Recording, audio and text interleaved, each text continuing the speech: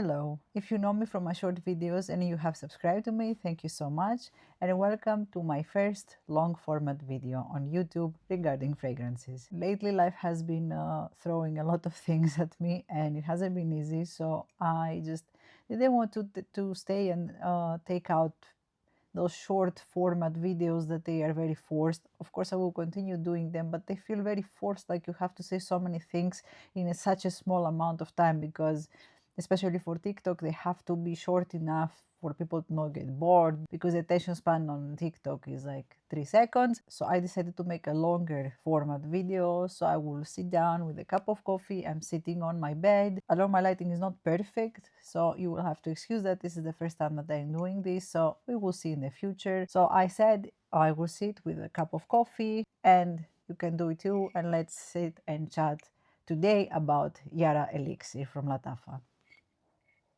Now, if you have scrolled in my short videos and you have seen my first impressions about the Yara Elixir, you would know that I was a bit sad because I first saw this in many vlogs at Beauty World. I think that's how it's called, that exhibition that is in Dubai around October or November. And of course, influencers. They were like, this is amazing, this is the best thing ever. Basically, what happens with every single new release nowadays, everybody comes and tells you this is the most amazing fragrance that they've ever seen. It's so unique, it's the best, you have to have it. And then when the hype dies down and we all bought this and we were like, yeah, okay, it's nice, but whatever. Then we go to the next fragrance and we are again, this is the best fragrance, this is the best, this is the best, you have to have it. So when I saw this, I didn't really know exactly. Let's say I'm quite new to TikTok and I'm a quite naive person, so I wasn't exactly sure how I should filter the information that I find. And I saw so many influencers, and some of them that at that point I was like, yeah, they're right, I should try that. And they were saying that this is so unique and so amazing. I ordered it because I was like, oh my god, this is marshmallow with strawberries or red fruits or whatever, and it doesn't smell like yam bougie marshmallow, according to many people's reviews, many influencers. And yeah, I should try it because it sounds amazing. And then after I ordered it, I have a friend on TikTok, a fellow Greek friend that we discuss from distance, and she told me I got it and it actually does smell like yam bougie marshmallow. And I was like, oh crap. So it arrived, and when I tried it, it was not a one-to-one yam bougie marshmallow, but it's not very far from it. And I was very, very annoyed. And then I started, you know, not realizing, because I always knew in the back of my head that people that they are influencers and they have a lot of followers, they make their living by pushing products, no matter if we want to believe that or not. And we say, X, Y, Z, they're actually honest because they bash perfumes from time to time. They bash strategically perfumes, in my opinion. So since then, I have learned to filter out information that I see. One thing that annoyed me was that, yeah, indeed, this was not as unique as influencers made it sound. And another thing, it was that it was very weak. Like I was spraying, and I could not feel it. I've had this for, I hope I'm not kicking the camera because I'm sitting on the bed and I have a desk next to it. This has been in my collection for 4 months, so it has sat quite a lot. And I'm here to let you know how this has evolved in time. Now, for review's sake, let me just spray it on my hand, even though I know it. And I will spray, on the other hand, Yam Bougie Marshmallow. Not that I don't know the perfumes, I already have my conclusions. I just, for demonstration purposes and because I like the DNA. Like I said, Yara Elixir is not one-to-one Yam Bougie Marshmallow interpretation, but they're not that far off. I wouldn't call them twins, sisters, I would call them cousins. What does that mean in my perspective?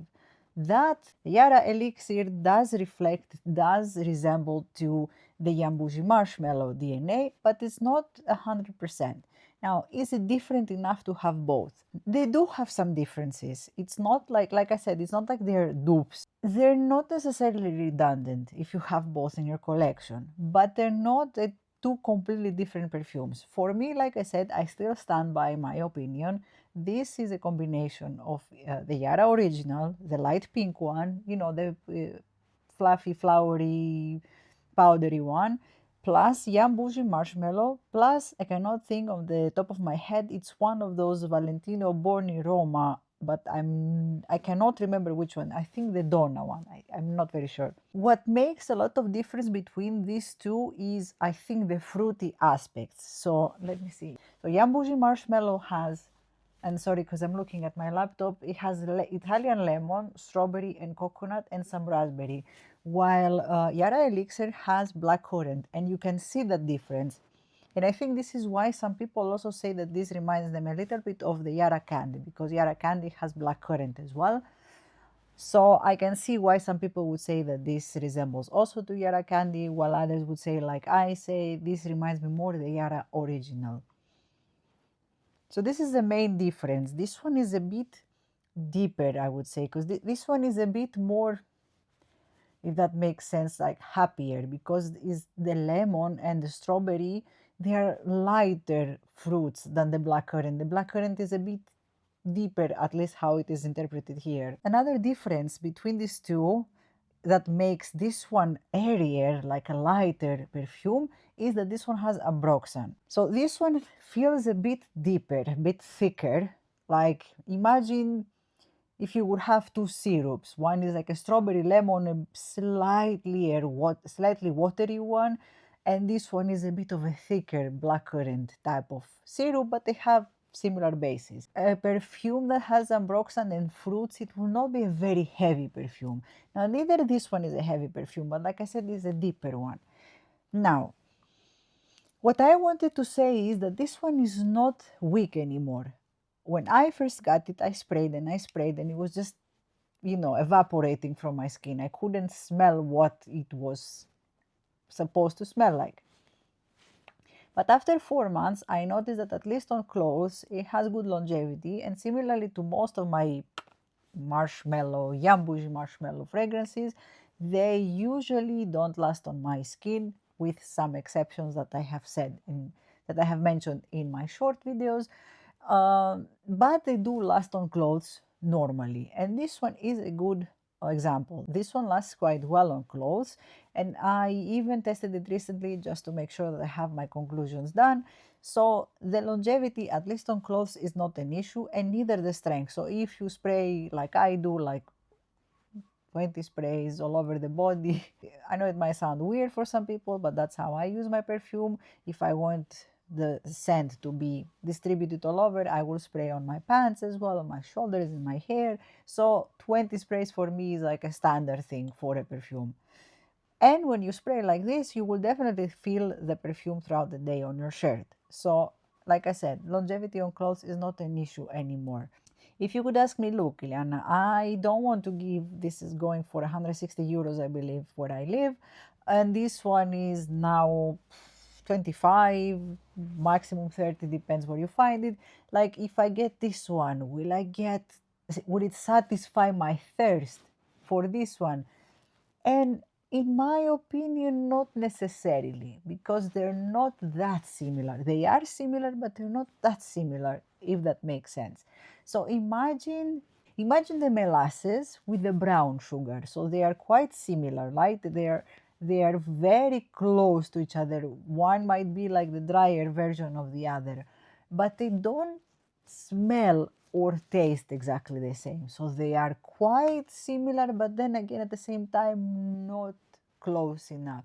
And this is what happens with these two fragrances. This is quite similar with this one, but not similar enough to say that if I get this, it will pass me my obsession with this one, and it will be fine. They will not necessarily be redundant. However, this is by far not a unique scent. So these were my 2 cents. I hope you found this helpful. I just wanted to have some chill conversation about fragrance today, and I thought this would be a good idea to give an update on Yara Elixir, since I had already posted my first impressions back then, and I hope you found it helpful. My conclusions would be that, like I said, these are similar enough, but not necessarily redundant if you have both, and they have some differences, mostly on how thick one is. This one is a bit thicker, this one is a bit airier.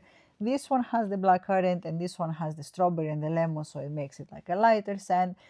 But, I cannot say that they are completely different. I'm not going to tell you to go and run and buy it, because it's the most amazing thing ever, and I will never be such a person. But I will never come and tell you something like, unless I really believe it, because there might be cases where I believe it and it's not true for some people, but I will never tell you that you have to run. First of all, you don't have to run and buy any fragrance. Fragrance is a luxury. Fragrance is something that we like to use, it's not a necessity. But I will not go and tell you, go buy it, you're missing out, you have to have it and it's amazing. And actually to be a,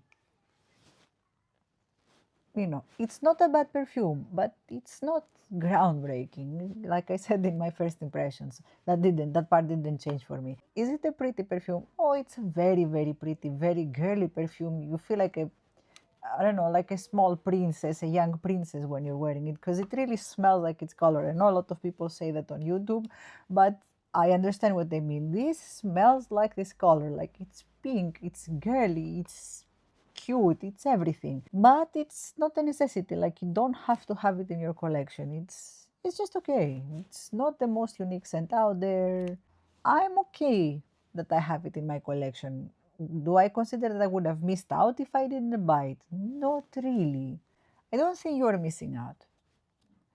It's nice, but if you have Yambuji Marshmallow and the Yara OG, maybe you can layer them and you will be very close to this. Not identical, but the vibe.